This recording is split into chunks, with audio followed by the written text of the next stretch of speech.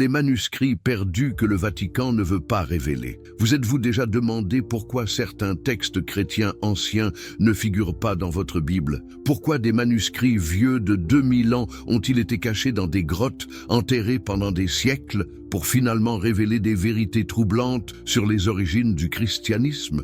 Aujourd'hui, nous allons plonger dans l'une des plus grandes énigmes de l'histoire religieuse. Une histoire qui va vous faire remettre en question tout ce que vous pensiez savoir sur la formation de la Bible. Mais avant de commencer cette incroyable aventure, si vous aimez les histoires inspirantes et les mystères historiques, n'oubliez pas de vous abonner à la chaîne pour ne manquer aucun moment de ces découvertes extraordinaires. D'ailleurs, dites-moi dans les commentaires de quel pays vous regardez cette vidéo et à quelle heure vous la regardez. Et si vous êtes sur mobile, un petit like aide énormément à faire découvrir ce contenu à plus de personnes. Mais revenons à notre mystère. Imaginez un instant que vous découvriez des textes qui racontent l'histoire de Jésus d'une manière complètement différente de ce que vous connaissez. Des évangiles qui parlent de ses conversations secrètes avec ses disciples, de ses enseignements cachés, de relations que l'Église officielle a préféré taire. Ces textes existent, ils ont été découverts, étudiés,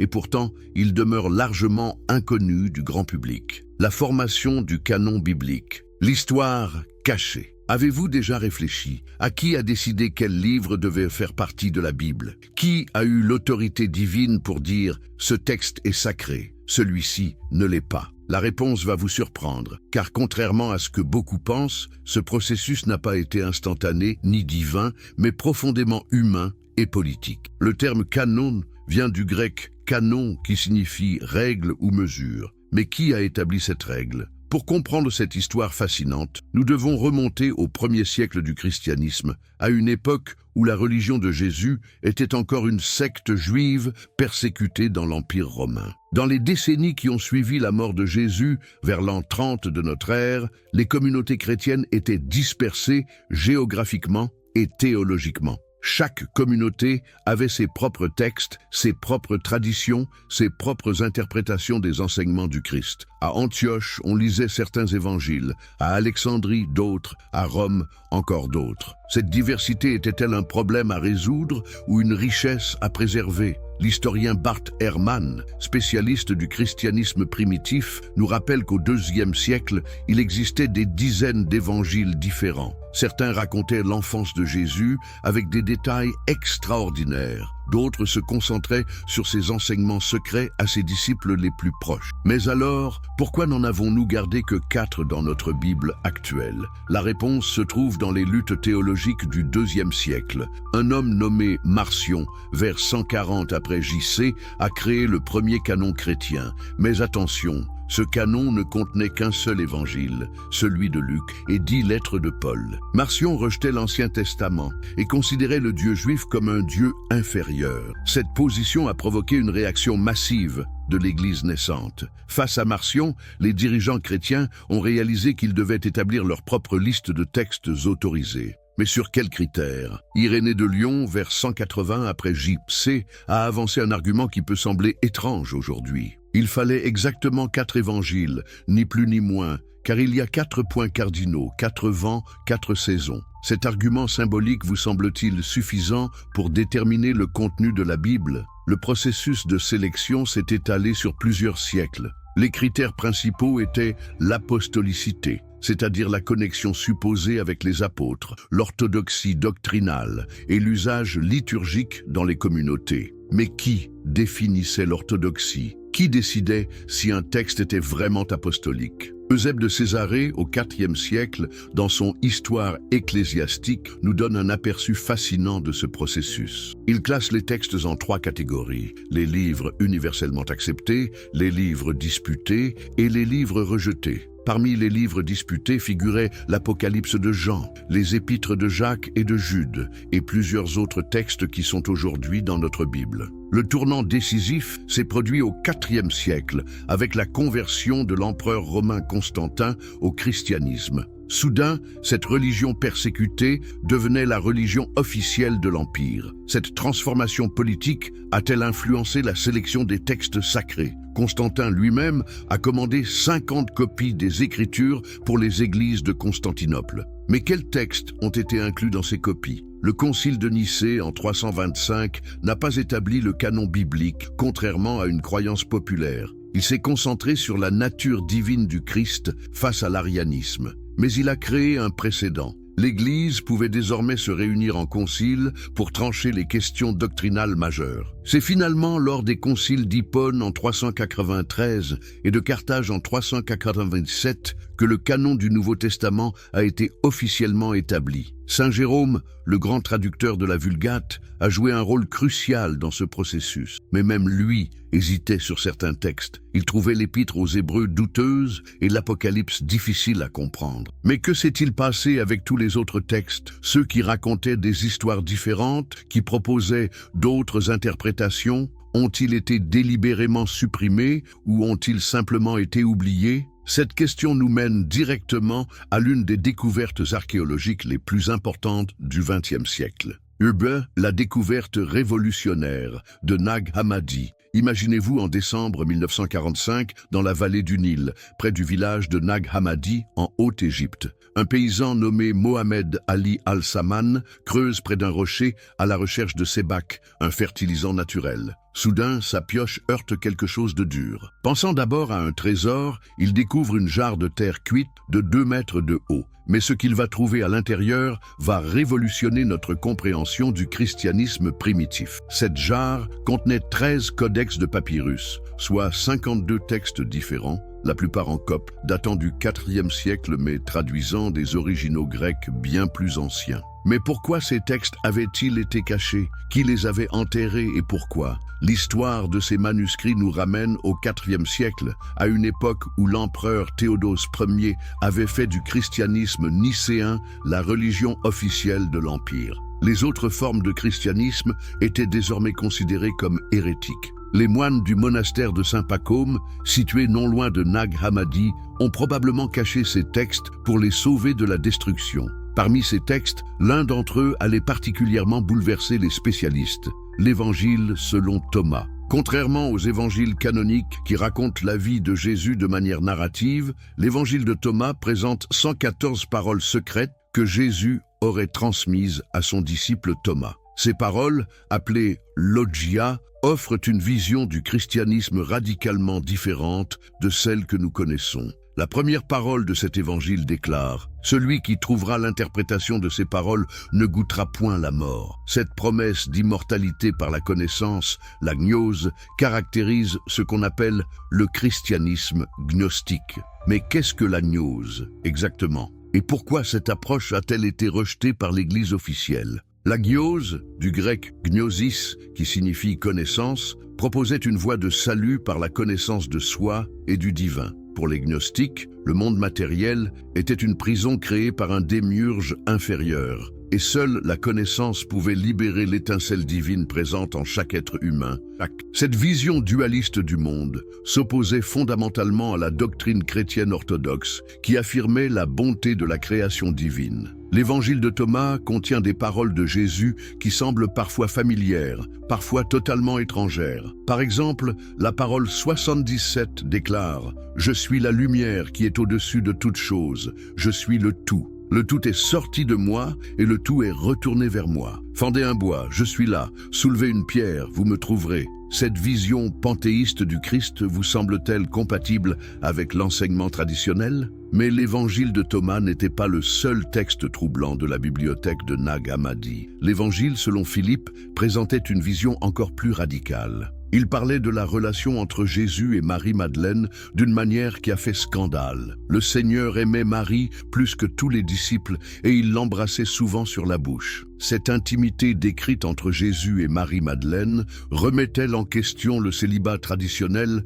attribué au Christ. L'évangile, selon Philippe, va plus loin en critiquant ouvertement la doctrine de la conception virginale. Ceux qui disent que le Seigneur a d'abord été engendré puis est mort se trompent. Car il a d'abord été engendré, puis il est mort, puis il est ressuscité. Ce texte semble suggérer que Jésus était un homme ordinaire qui a ensuite été divinisé. Un autre texte fascinant est l'Évangile selon Marie, qui présente Marie-Madeleine comme la disciple favorite de Jésus, celle qui a reçu des révélations spéciales. Dans ce texte, Pierre s'oppose à Marie et dit « Est-ce que vraiment il a parlé avec une femme à notre insu et pas ouvertement? Devrons-nous tous nous tourner vers elle et l'écouter? L'a-t-il préféré à nous ?» Cette rivalité entre Pierre et Marie-Madeleine reflète-t-elle les tensions réelles dans le christianisme primitif concernant le rôle des femmes? L'Apocalypse de Pierre, différente de l'Apocalypse canonique, offre une vision alternative de la crucifixion.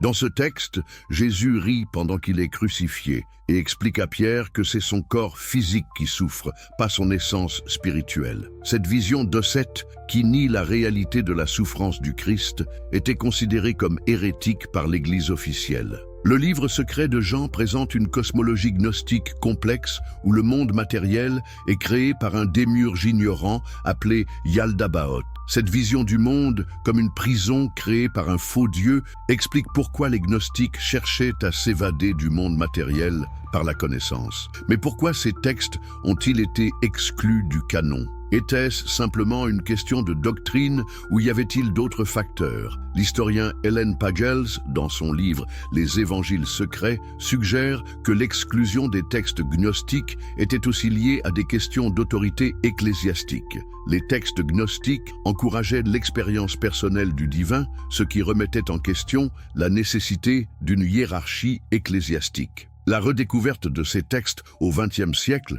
a révolutionné notre compréhension du christianisme primitif. Il nous montre que le christianisme des premiers siècles était beaucoup plus diversifié qu'on ne le pensait. Mais ils soulèvent aussi des questions troublantes. Si ces textes avaient été inclus dans le canon, le christianisme aurait-il évolué différemment? Les femmes auraient-elles eu un rôle plus important dans l'Église? La spiritualité chrétienne aurait-elle été plus mystique et moins institutionnelle? Les manuscrits de la mer morte, Qumran et ses secrets. Mais l'histoire des manuscrits cachés ne s'arrête pas à Nag Hammadi. 2 ans après cette découverte révolutionnaire, en 1947, une autre trouvaille allait bouleverser notre compréhension des origines du judaïsme et du christianisme. Cette fois, c'est dans les grottes arides de Qumran, près de la mer Morte, qu'un jeune berger bédouin nommé Mohamed Ahmed El-Hamed allait faire une découverte qui changerait l'histoire. Ce jour-là, en cherchant une chèvre égarée,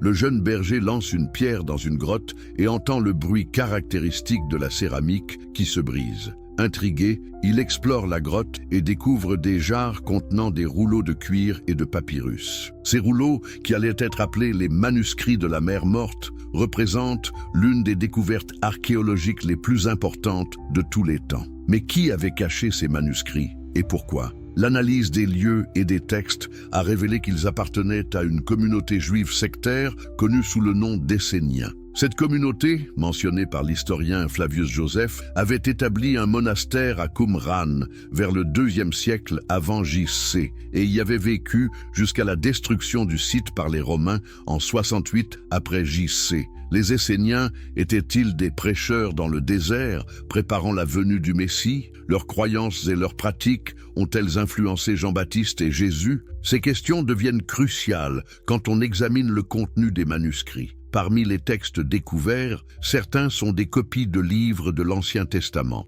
mais d'autres révèlent les croyances et les pratiques spécifiques de cette communauté. Le manuel de discipline ou règles de la communauté décrit un groupe de fils de lumière luttant contre les fils des ténèbres. Cette vision dualiste du monde ne vous rappelle-t-elle pas certains passages de l'évangile de Jean? Le texte le plus troublant est sans doute celui qu'on appelle le rouleau de la guerre, qui décrit la bataille eschatologique finale entre les forces du bien et du mal. Ce texte parle d'un maître de justice persécuté par un prêtre impie. Certains chercheurs se sont demandé si ce maître de justice ne pourrait pas être une préfiguration du Christ ou même une référence directe à Jésus. Le document de Damas révèle encore plus de parallèles troublants avec le christianisme primitif. Il parle d'une nouvelle alliance conclue par Dieu avec les membres de la communauté. Cette terminologie ne vous semble-t-elle pas familière? Le terme « nouvelle alliance » ne se retrouve-t-il pas au cœur du message chrétien? Mais c'est peut-être dans les hymnes et les prières que les parallèles deviennent les plus frappants. Le rouleau des hymnes contient des passages qui semblent anticiper les béatitudes. Heureux ceux qui pleurent, car ils seront consolés. Ces similitudes sont-elles de simples coïncidences ou révèlent-elles une influence directe sur la formation du christianisme? L'analyse paléographique des manuscrits a révélé qu'ils s'étalent sur une période allant du IIIe siècle avant JC au 1er siècle après JC. Cela signifie que certains de ces textes étaient contemporains de la vie de Jésus. Cette proximité temporelle rend leur parallèle avec le christianisme naissant encore plus intrigant. Le rouleau du temple décrit un temple idéal, avec des dimensions et des rituels spécifiques. Ce temple n'a jamais été construit, mais sa description révèle les aspirations messianiques de la communauté. Les Esséniens attendaient-ils deux messies, un prêtre et un roi, comme certains textes le suggèrent? Cette attente messianique duale éclaire-t-elle d'un jour nouveau la figure de Jésus, à la fois prêtre et roi? La découverte des manuscrits de la Mer Morte a aussi révélé l'existence de versions alternatives de certains livres bibliques. Le grand rouleau d'Isaïe, par exemple, contient des variantes textuelles qui modifient parfois le sens des passages. Ces variations remettent-elles en question l'idée d'un texte biblique immuable? Mais la controverse la plus importante concerne les fragments qui pourraient contenir des références au christianisme primitif. Le fragment 7Q5, découvert dans la grotte 7, a été identifié par certains chercheurs comme un passage de l'évangile de Marc. Si cette identification était correcte, cela signifierait qu'une copie de l'évangile de Marc existait avant la destruction de Qumran en 68 après JC, ce qui confirmerait une datation très précoce de ce texte. D'autres fragments, comme le Fils de Dieu et le Messie de justice, contiennent des expressions qui semblent directement sorties du Nouveau Testament. Le fragment 4Q246 parle d'un personnage qui sera appelé Fils de Dieu et Fils du Très-Haut. Ces titres messianiques appliqués à Jésus dans les évangiles existaient-ils déjà dans la littérature juive pré-chrétienne? La question de l'influence des Esséniens sur le christianisme primitif divise encore les spécialistes. Certains, comme André Dupont-Sommer, ont vu dans le Maître de justice une préfiguration directe du Christ. D'autres, plus prudents, parle d'un milieu religieux commun qui a influencé les deux mouvements. Jean-Baptiste, avec son baptême dans le Jourdain et sa prédication dans le désert, présente des similitudes frappantes avec les pratiques esséniennes. Les Esséniens pratiquaient des ablutions quotidiennes et vivaient dans l'attente messianique. Jean-Baptiste était-il un Essénien ou du moins influencé par leur mouvement? Et qu'en est-il de Jésus lui-même? Sa prédication du royaume des cieux, sa critique du temple de Jérusalem, ses enseignements sur la pauvreté et la communauté des biens, ne trouvent-ils pas des échos dans les textes de Qumran? Jésus a-t-il été influencé par la pensée essénienne ou s'agit-il de développements parallèles dans le judaïsme du Second Temple? La découverte des manuscrits de la Mer Morte a révolutionné notre compréhension du judaïsme au tournant de l'ère chrétienne. Elle nous montre un judaïsme beaucoup plus diversifié qu'on ne l'imaginait, avec des courants sectaires, des attentes messianiques variées et des pratiques spirituelles riches. Cette diversité éclaire d'un jour nouveau l'émergence du christianisme non plus comme une rupture radicale, mais comme l'un des développements possibles du judaïsme de l'époque. Pourquoi ces textes ont-ils été exclus? Après avoir exploré ces découvertes extraordinaires, une question fondamentale demeure. Pourquoi ces textes, qui nous offrent une vision si riche et diversifiée du christianisme primitif, ont-ils été exclus du canon officiel? La réponse à cette question nous plonge dans les méandres complexes de l'histoire, de la théologie et de la politique des premiers siècles chrétiens. Pour comprendre ce processus d'exclusion, nous devons d'abord saisir le contexte historique dans lequel ces décisions ont été prises. Le christianisme des premiers siècles n'était pas une religion unifiée avec une doctrine claire et une hiérarchie établie. C'était plutôt une mosaïque de communautés dispersées, chacune avec ses propres traditions, ses propres textes et ses propres interprétations des enseignements de Jésus. Cette diversité était-elle une richesse à préserver ou un danger à combattre? Pour les dirigeants de l'Église naissante, la réponse était claire. L'unité doctrinale était essentielle pour la survie du mouvement chrétien. Mais cette unité devait-elle se faire au prix de l'exclusion de textes qui offraient des perspectives alternatives? Le processus d'exclusion n'a pas été soudain ni systématique. Il s'est étalé sur plusieurs siècles et a été influencé par des facteurs théologiques, politiques et sociaux complexes. L'un des premiers critères d'exclusion était l'orthodoxie doctrinale. Mais qui définissait l'orthodoxie? Et sur quelle base? Les textes gnostiques, par exemple, ont été rejetés principalement pour leur conception théologique jugée incompatible avec la foi chrétienne traditionnelle. Leur vision dualiste du monde, qui opposait un démiurge mauvais créateur du monde matériel à un Dieu bon et transcendant, remettait en question l'enseignement biblique sur la bonté de la création. Mais cette vision n'offrait-elle pas une explication séduisante au problème du mal dans le monde? La christologie gnostique, qui séparait souvent l'homme Jésus du Christ divin, s'opposait à la doctrine de l'incarnation qui allait devenir centrale dans le christianisme orthodoxe. Pour les gnostiques, l'idée qu'un être divin puisse vraiment souffrir et mourir était absurde. Cette position, appelée docétisme, a été combattue dès le 1er siècle par l'apôtre Jean dans ses épîtres. Mais les différences théologiques n'expliquent pas tout. Les textes gnostiques remettaient aussi en question la structure hiérarchique de l'Église naissante.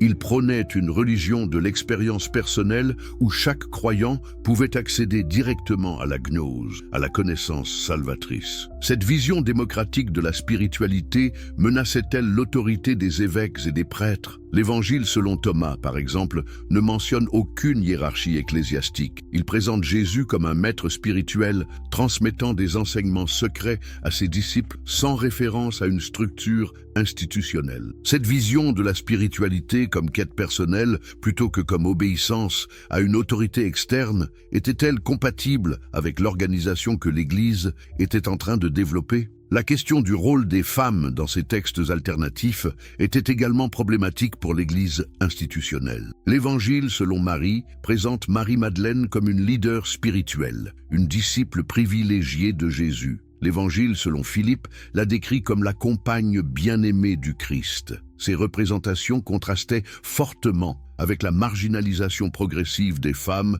dans la hiérarchie ecclésiastique. Pourquoi l'Église primitive, qui comptait des femmes influentes comme Phoebe, Priscille et Junias, mentionnées par Paul, a-t-elle progressivement exclu les femmes des positions de leadership?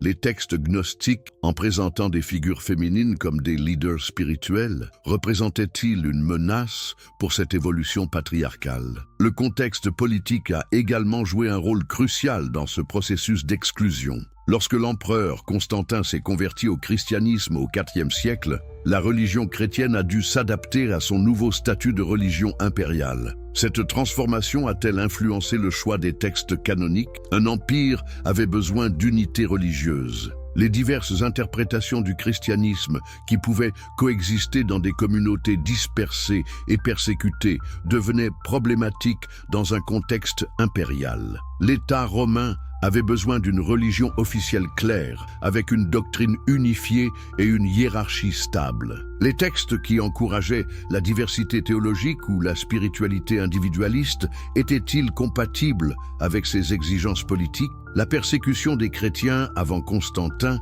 avait aussi créé un climat favorable à l'exclusion des textes controversés. Face à la menace extérieure, les communautés chrétiennes avaient tendance à se replier sur leurs traditions les plus anciennes et les plus largement acceptées. Les textes novateurs ou marginaux étaient-ils des luxes qu'une religion persécutée ne pouvait se permettre? Le critère de l'apostolicité, largement utilisé pour justifier l'inclusion ou l'exclusion des textes, était lui-même problématique. Comment prouver qu'un texte remontait vraiment aux apôtres? L'Évangile, selon Thomas, prétendait rapporter les paroles secrètes de Jésus à Thomas. L'Évangile, selon Marie, se présentait comme révélant les enseignements privés donnés à Marie-Madeleine. Ces prétentions à l'apostolicité étaient-elles moins crédibles que celles des évangiles canoniques? La question de la datation était également cruciale. Les textes les plus anciens avaient une présomption de légitimité. Mais comment déterminer l'âge d'un texte dans une époque où les copies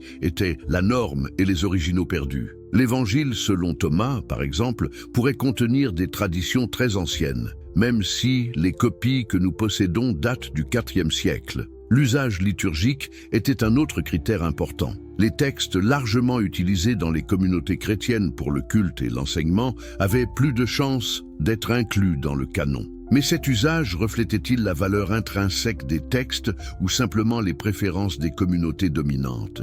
Les considérations pratiques ont aussi joué un rôle. Un canon trop large aurait été difficile à mémoriser et à copier. Dans une époque où l'écriture était coûteuse et l'alphabétisation limitée, la concision était un avantage. Les textes longs ou complexes étaient-ils désavantagés par ces contraintes pratiques? Enfin, il ne faut pas sous-estimer le rôle des personnalités influentes dans ce processus. Des figures comme Irénée de Lyon, Athanase d'Alexandrie ou Jérôme de Stridon ont pesé de tout leur poids dans les débats sur le canon. Leurs préférences personnelles, leurs alliances politiques et leurs convictions théologiques ont-elles influencé de manière déterminante le contenu final de la Bible? La question de l'exclusion de ces textes nous amène à réfléchir sur la nature même de l'autorité religieuse. Qui a le droit de déterminer ce qui est sacré? Cette autorité vient-elle de Dieu, de la tradition ou de l'institution? Les textes exclus remettaient en question ces fondements mêmes de l'autorité ecclésiastique. Aujourd'hui,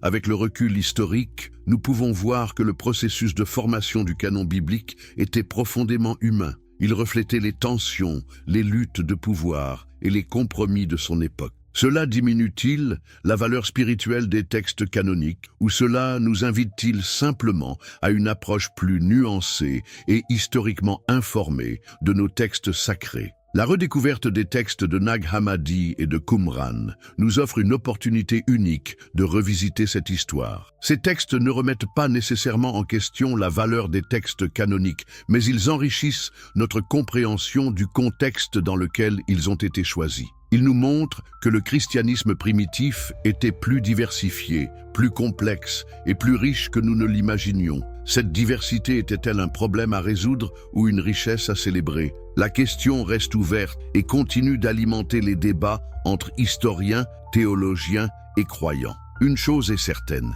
ces textes perdus nous invitent à une réflexion plus profonde sur nos origines religieuses et sur la nature même de la vérité spirituelle. L'impact moderne de ces découvertes. Mais que signifient ces découvertes pour nous aujourd'hui? Comment ces textes vieux de 2 millénaires peuvent-ils encore bouleverser notre compréhension du christianisme moderne? La réponse à ces questions nous plonge dans l'un des débats les plus passionnants de l'histoire religieuse contemporaine. Quand les manuscrits de Nag Hammadi ont été traduits et publiés dans les années 1970, ils ont provoqué un séisme dans le monde académique et religieux. Pour la première fois depuis des siècles, nous avions accès à des textes chrétiens primitifs qui offraient une vision alternative de l'histoire officielle. Ces découvertes remettaient-elles en question les fondements mêmes de la foi chrétienne? L'impact le plus immédiat a été sur notre compréhension de la diversité du christianisme primitif. Pendant des siècles, nous avions une vision relativement uniforme des premiers chrétiens, basée principalement sur les actes des apôtres et les lettres de Paul. Soudain, nous découvrions que cette uniformité était largement illusoire. Le christianisme des premiers siècles était en réalité un kaléidoscope de croyances, de pratiques et d'interprétations. Cette révélation a-t-elle ébranlé la foi de certains croyants? Ou au contraire, a-t-elle enrichi leur compréhension de la richesse spirituelle du christianisme primitif? Les réactions ont été variées et parfois passionnées. L'Église catholique, par exemple, a maintenu sa position traditionnelle sur le canon biblique tout en reconnaissant la valeur historique de ces découvertes. Le Vatican a financé des recherches sur ces textes et a encouragé leur étude académique. Mais cette ouverture intellectuelle s'accompagne-t-elle d'une remise en question des positions doctrinales officielles? Les églises protestantes ont réagi de manière encore plus diversifiée. Certaines dénominations libérales ont vu dans ces textes une confirmation de leurs approches progressistes du christianisme. D'autres, plus conservatrices, ont maintenu que ces textes, bien qu'intéressants historiquement, ne remettaient pas en question l'autorité unique de la Bible canonique. Mais c'est peut-être dans le domaine de la spiritualité populaire que l'impact a été le plus visible. Les textes gnostiques, avec leur accent sur la connaissance personnelle et l'expérience directe du divin, ont trouvé un écho particulier dans notre époque de quête spirituelle individuelle. Combien de personnes ont trouvé dans l'Évangile selon Thomas des réponses que les textes canoniques ne leur apportaient pas? La figure de Marie-Madeleine, telle qu'elle apparaît dans les textes de Nag Hammadi, a particulièrement captivé l'imagination contemporaine. Cette femme, présentée comme une disciple privilégiée de Jésus et une leader spirituelle, offrait un modèle alternatif au rôle traditionnel assigné aux femmes dans le christianisme. Cette redécouverte a-t-elle contribué au débat moderne sur l'ordination des femmes et leur place dans la hiérarchie ecclésiastique? Les implications étaient également importantes pour l'étude historique de Jésus. Les textes de Nag Hammadi ne nous donnent pas de nouvelles informations biographiques sur Jésus, mais ils nous montrent comment les premiers chrétiens interprétaient ses enseignements. Cette diversité d'interprétations nous aide-t-elle à mieux comprendre le message original de Jésus, ou au contraire, nous éloigne-t-elle de cette compréhension? L'influence de ces découvertes s'est aussi fait sentir dans la culture populaire. Des romans comme Da Vinci Code de Dan Brown ont popularisé certaines théories sur les textes cachés et les secrets de l'Église. Bien que ces œuvres de fiction mélangent souvent faits historiques et spéculations romanesques, elles ont sensibilisé le grand public à l'existence de ces textes alternatifs. Cette popularisation a-t-elle été bénéfique ou néfaste pour la compréhension de ces textes? D'un côté, elle a suscité un intérêt massif pour l'histoire du christianisme primitif. De l'autre, elle a parfois propagé des idées fausses ou exagérées sur le contenu et la signification de ces découvertes. L'impact sur la théologie moderne a été plus subtil, mais non moins important. Les textes gnostiques ont inspiré des théologiens contemporains à repenser certains aspects de la doctrine chrétienne. La théologie de la libération, par exemple, a trouvé dans certains textes gnostiques des ressources pour sa critique des structures de pouvoir oppressives. La théologie féministe a particulièrement bénéficié de ces découvertes. Les textes qui présentent des figures féminines comme des leaders spirituels ont fourni des arguments historiques pour une plus grande inclusion des femmes dans la vie ecclésiastique. Ces textes prouvent-ils que l'exclusion des femmes du leadership religieux était une déformation postérieure du message original du christianisme? Mais ces découvertes soulèvent aussi des questions méthodologiques importantes. Comment devons-nous interpréter ces textes? Devons-nous les lire comme des documents historiques fiables ou comme des expressions de la spiritualité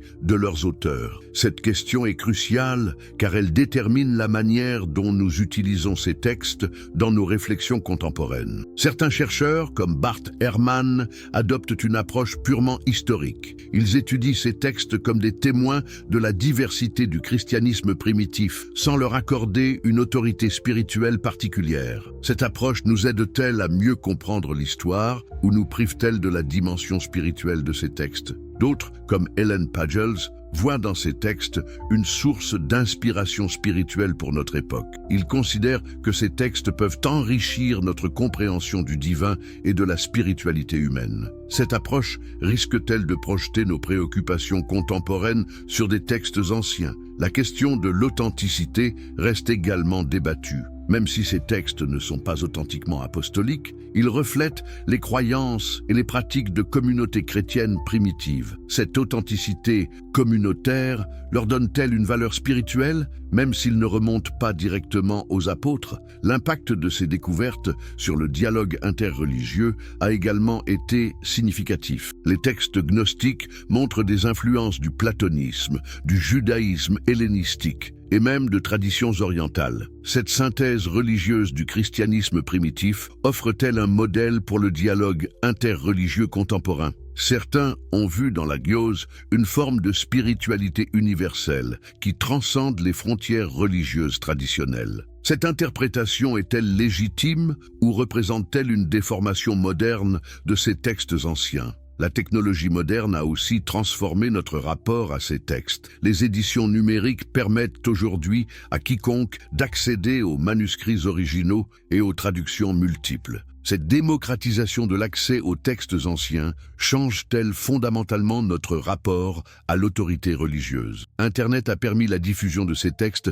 bien au-delà des cercles académiques. Des sites web proposent des traductions complètes de l'Évangile selon Thomas ou de l'Évangile selon Marie. Cette accessibilité favorise-t-elle une meilleure compréhension de ces textes ou facilite-t-elle leur mauvaise interprétation? Les débats contemporains autour de ces textes révèlent aussi nos propres préoccupations culturelles. Pourquoi sommes-nous si fascinés par les textes cachés ou interdits? Cette fascination reflète-t-elle notre méfiance envers l'autorité institutionnelle ou notre nostalgie d'une spiritualité plus authentique? L'intérêt pour ces textes coïncide avec un déclin de l'autorité religieuse traditionnelle dans les sociétés occidentales. Les gens cherchent-ils dans ces textes alternatifs une spiritualité plus personnelle et moins institutionnelle?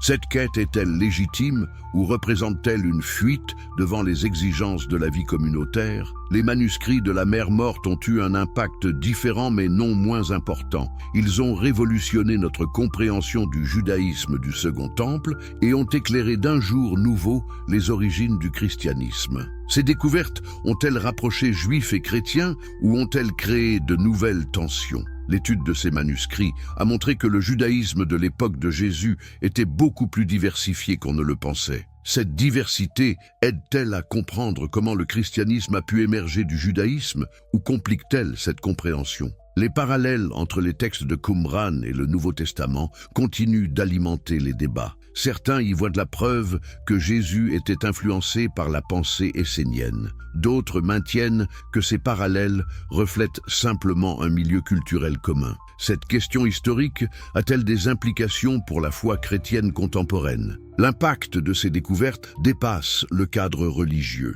Elles ont transformé notre compréhension de l'histoire culturelle et intellectuelle de l'Antiquité tardive. Elles nous montrent comment les idées circulaient, se mélangeaient et évoluaient dans le bassin méditerranéen des premiers siècles de notre ère. Cette vision plus complexe et nuancée de l'histoire nous aide-t-elle à mieux comprendre notre propre époque, les processus de formation des identités religieuses et culturelles que nous observons dans ces textes anciens ne se répètent-ils pas dans notre monde globalisé? Conclusion que nous enseignent ces découvertes que, après cette longue exploration des manuscrits perdus et retrouvés, que pouvons-nous conclure? Ces découvertes extraordinaires changent-elles fondamentalement notre compréhension du christianisme ou ne font-elles que confirmer ce que nous savions déjà? La première leçon, sans doute la plus importante, est que l'histoire du christianisme primitif est beaucoup plus complexe et diversifiée que nous ne l'imaginions. Loin d'être une religion uniforme dès ses origines,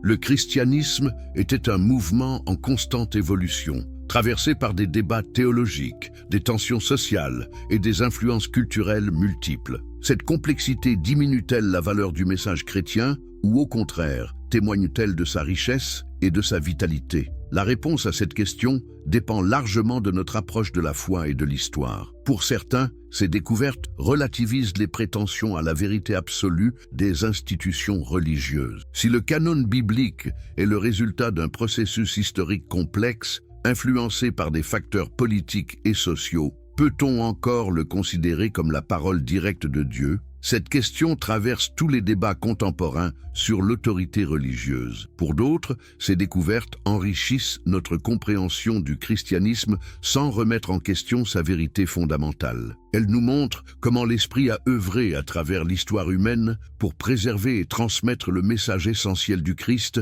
même à travers les vicissitudes des débats doctrinaux et des luttes de pouvoir. Ces textes nous enseignent aussi l'importance du contexte historique dans l'interprétation des textes religieux. Les évangiles canoniques, comme les textes gnostiques, sont des produits de leur époque. Ils reflètent les préoccupations, les espoirs et les craintes de leurs auteurs et de leur communauté. Cette historicité les rend-elle moins inspirés ou plus humains? La question de l'authenticité prend une dimension nouvelle à la lumière de ces découvertes. Plutôt que de chercher des textes authentiquement apostoliques, ne devrions-nous pas nous intéresser à l'authenticité de l'expérience spirituelle qu'ils transmettent? Un texte peut-il être spirituellement authentique sans être historiquement apostolique? Ces découvertes nous invitent aussi à repenser notre rapport au texte sacré. Pendant des siècles, nous avons eu tendance à sacraliser non seulement le contenu de la Bible, mais aussi sa forme canonique. Les manuscrits de Nag Hammadi et de Qumran